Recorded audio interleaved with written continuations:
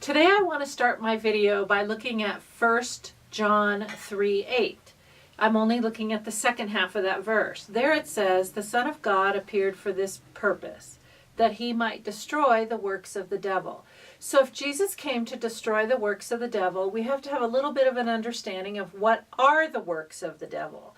Now, we can look at a lot of things. We could say it's about this, it's about murder, it's about that, it's about rape, it's about abortion. We could say the works of the devil are about all of those things. But really underneath it all, the main work of the devil is to distort our perception of the character of God.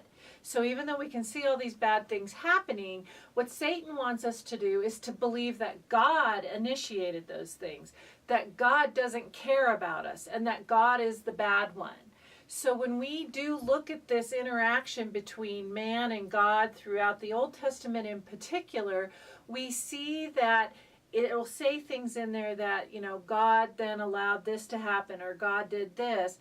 And it completely eliminates the idea that we have a real enemy going on there who is distorting what's really happening. So we end up thinking there's man and there's God. And so if there's only man and there's only God, then who initiated all these things? It's either us or it's God, right?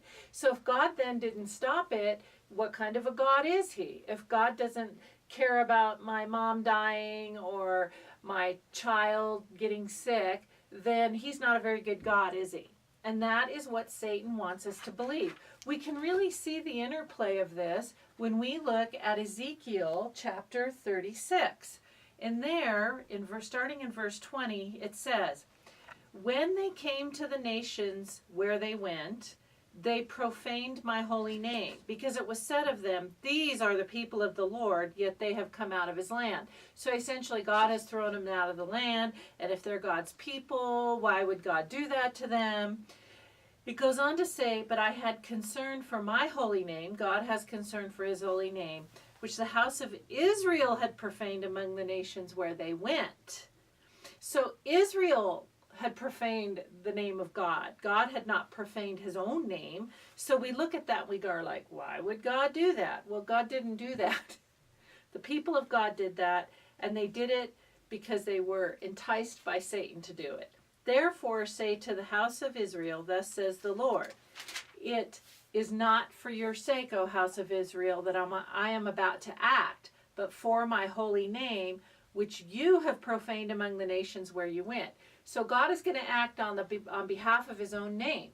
He's going to act on behalf of his own character. He's about to react to what Israel did to show that that is not who God is, even though the enemy wants to continue to have us believe that.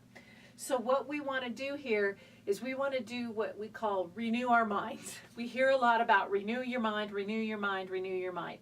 What does renewing your mind really mean? Well, that is going to be the subject of my next video. So tune in next week and find out about renewing your mind about the character of God.